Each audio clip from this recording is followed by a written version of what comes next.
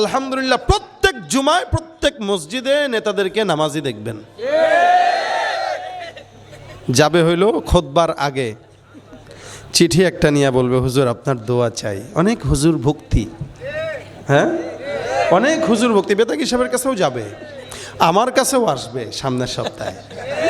Nomination মিলে গেছে, কি বলেন ঠিক না?